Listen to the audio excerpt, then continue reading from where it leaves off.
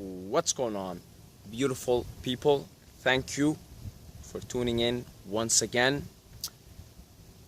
One love, one family, one heart. In this video, I want to talk about a book that absolutely shook me apart. It's called The Celestine Prophecy. Simply look it up on YouTube. You'll find the audiobook for it. It's 9 hours. The Celestine Prophecy. Simple search on YouTube. So quickly, I will try my best to briefly explain the video.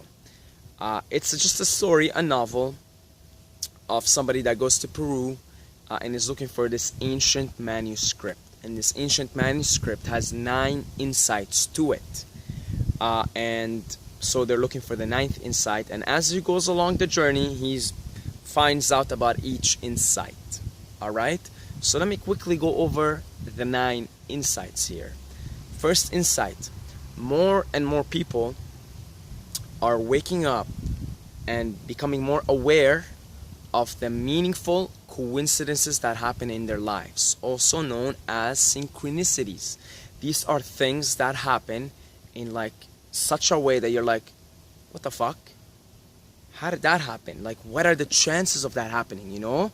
Like you, I don't know, waking up and looking at the clock and it's 11:11, and then next thing you know it's 11:11 again. And then like you running into like, let's say you're looking for like a boyfriend or a girlfriend, and like you just randomly somehow, you don't know, like ran into this girl in the elevator, and like you talk to her, then like somehow next couple of days you ran into her again, you know, and then like third time you ran into her, and it's like those are meaningful synchronicities. The universe is basically arranging you guys to meet because it wants you there's either a message both of you have to deliver to one another. Maybe you guys are supposed to go out, have a relationship, or maybe not. Maybe it's just there's a message here you're supposed to deliver. But meaningful coincidences, right? Say you're looking for a job, next thing you know your friend calls you, he's like, and you told your friend like 4 months ago, I'm looking for a job, and like you stopped looking for a job, but say you're now looking for a job again, and next thing you know your friend calls you, hey, you know, I got a job, or I'm applying for this job, you should apply for it, or something like that, right? Those coincidences, right? They're divinely arranged, but that's the first insight. More and more people are becoming aware of those meaningful coincidences, synchronicities in their lives, and using them to navigate through life and move forward towards your destiny, right? So that's the first insight. Second insight is, in the Middle Ages, we were ruled by dogmatic religion, and science came after and said, okay, we are tired of this superstition and we're just gonna look for tangible, measurable observations, and we're gonna just improve our material well-being. And that's kind of what science did, right? It's like, if you can't prove it, it doesn't exist. The problem with that is that we threw a lot of ancient wisdom in ancient religions and ancient philosophies and ancient civilizations, because now we're all about prove it, measurable, observational, physical, or it didn't happen, which is helpful and increase our survival. Look at the technology we have. We have 7 billion people right now. We went from like 1 billion to 7 billion in the last like 100 years, 150 years, right? So it worked on a survival material base, but of course we're all spiritually lost. I mean, look, depression is on the rise, anxiety on the rise.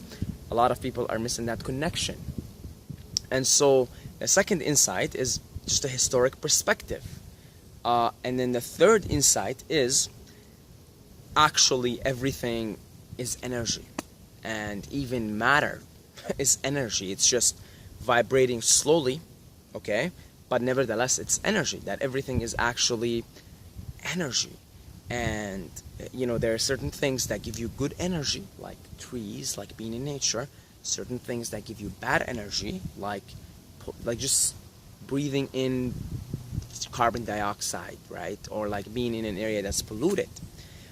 So this is the third insight. Everything is energy. If you're observing and you're not just seeing with your 5 senses and your 2 eyes, but you open this part, the third eye, and you start to feel things, you start to sense things, like you're walking in nature and in here, and you sense, you know, like you just look at this tree and you sense it, you feel good just being with this tree. right? You feel good just hugging this tree. Then you start to realize everything has an energy field, everything has an aura, including you, including that guy that's walking over there, right?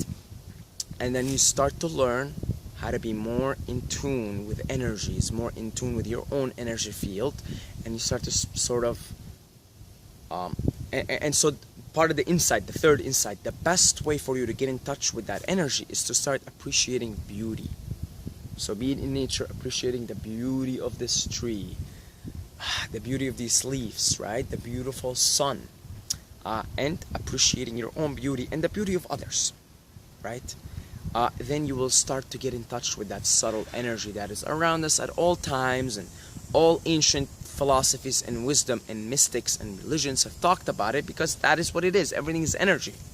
Even this physical body, it's just, I perceive it with my five senses, but really it's just vibrating at a slow rate. It's just really dense. Fourth insight, we're always competing for energy, each other's energy as humans. So for example, if your parents intimidate you, really what's going on is they're trying to take your energy, and they have the best intention for you. But because most of us are cut off of this subtle, infinite energy all around us, then we seek to get it from other people. And so it can be in the form of, your parents intimidating you, you trying to bully another kid. Like, bullies are trying to take your energy from you. That's all it is. They're trying to gain the psychological advantage, and that gives them energy. You produce like certain, if you feel victorious, right? If you beat somebody up, you feel the dopamine and you feel good. You took someone's energy, right? This is because we're disconnected from the source of all energy, the source, that the infinite source, right? And so we're always competing. Fifth insight, competition for energy, for each other's energies as humans, right, is completely unnecessary. Okay? And this is because it's all around us. It's infinite. Energy is infinite, and energy is abundant. Love equals energy, equals beauty, equals wisdom, equals light. And that all of these things are actually all around us at all times. And it's abundant, and there is plenty to go around for everybody. And it never ends, and it's infinite. And that if we can get in touch with that energy, we will never again feel the need or the urge to control someone else, to intimidate someone else, to take someone else's energy, because we're connected to the source of it all, because we're all part of the source, we're all part of God. We're spiritual beings having human experience. So my soul is it's a little branch, let's think of this tree as the source, right? That's God, that's the force. And me, my soul, is just a branch on the tree, right? And your soul is another branch, and then that's it. So we're all part of the source. So instead of trying to take the energy from other branches, well, get in touch with the tree, with the source, God. And the way to do that is to eat healthy food that has good energy, to exercise, to be in nature, admire the beauty of nature, feel the love, send your love to the trees, and you will feel they sending you back the love. Send your love for the flowers, send your love for beautiful things, and you will feel the energy. And because of that, you just like, oh, energy is everywhere. I don't need to compete. I don't need to control anybody. I don't need to be mad at anybody. I don't need to intimidate anybody. I just need to connect with the source. Meditation, cold showers, so on and so forth. So that's number 5, insight, the 5th insight. The 6th insight, get clear, meaning recognize your own control dramas, because we all have them. There are 4 of them. The way we try to control each other, to take each other's energy. Intimidation, you try to intimidate someone. Poor me, you try to make someone feel guilty to get their attention, to get their energy, right? And then there's interrogation, so you try to ask some people questions, like say for example your mom's asking you questions, and she's waiting for you to say the wrong answer, so she criticizes you, for example, and then you feel bad, and then she takes your energy, right? And then the 4th one, what was the 4th one? Aloofness, right? So if you act mysterious, right? You guys know this in the dating game, right? A lot of times, like you won't text back, or she won't text back, the girl won't text back or the guy won't text back? Well, you're acting aloof, mysterious. You're trying to get the other person's attention. You're trying to be mysterious, right? And all of these things, including myself and everybody, we have them, most of us, because our parents passed them down onto us from their parents, etc.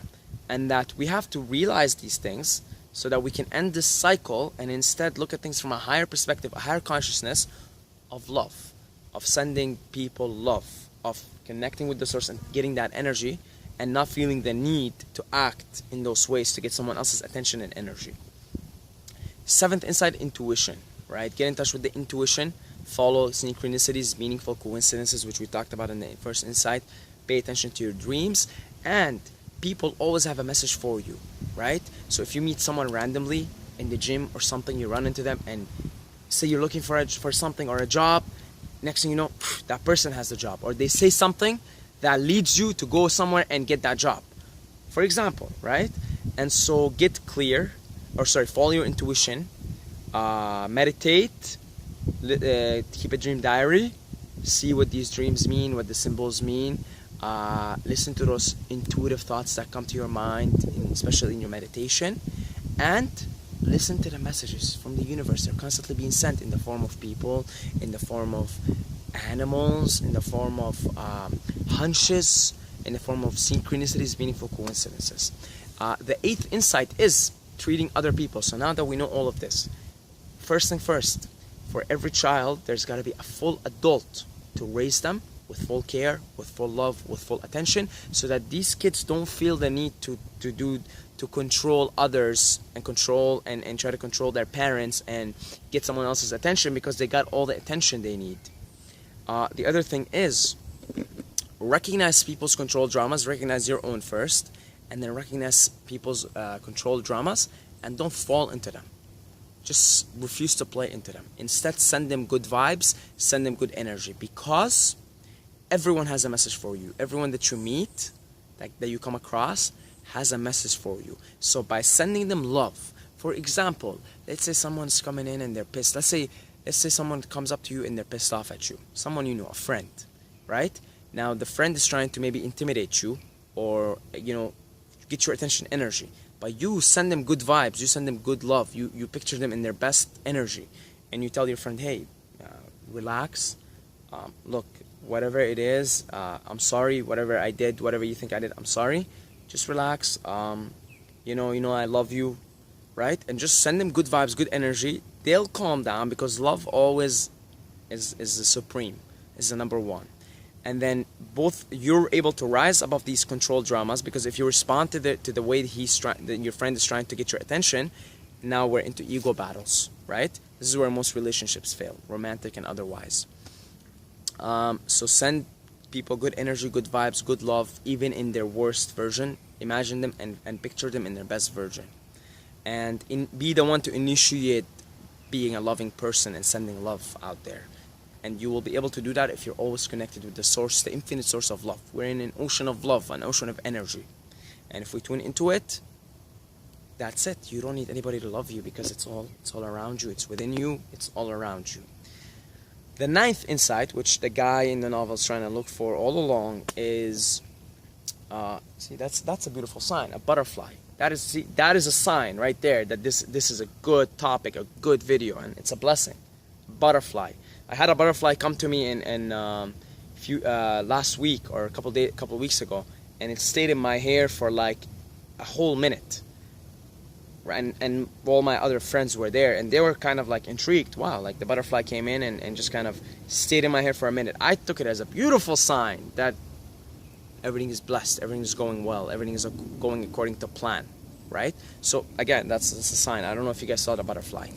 But anyway, ninth insight, we're ascending as a planet. We're ascending as people. And this is the way in the next 500 to 1,000 years that the whole planet's going to operate. We're going to all be cooperative. We're all going to be nice to each other. Essentially, we're all going to be Jesus. Okay? We're all going to be Jesus, basically. So we're raising the vibration, the frequency of the whole planet, and it's already happening. You see? So the very fact that you watch this video till the end means, look, we're gonna lead this planet. Us, me, you watching, other people that are aware of these ideas. We're just early to the party. All of us are gonna get there. But we the leaders, we gotta lead this planet into this new love vibe, into this way of cooperating, of being kind to one another, of not trying to control each other, and just having abundance of energy, abundance of love going all around. So we're the leaders. Okay, this is why I highly recommend, if you've been watching the video up until now, go on YouTube, the Celestine Prophecy audiobook, first video or second video, 9 hours. Sit down, listen to it with intent. First half an hour to an hour, a little bit boring, but it'll pick up. Okay? So that's it. If you want to support the Wolfpack financially on Patreon, I'll leave a link for Patreon in the description, in the comments as well. We're trying to get to $500 a month. That's the goal right now. I would really appreciate it, guys, if you can support with like as little as $2 a month. It may not mean much to you, but it means absolutely the world to me. And if you can't support, hey, don't worry about it. Keep watching the videos. One love, one family, one heart. I love you guys, every single one of you. But as always, don't forget to subscribe, or you're gonna sleep with the fishes.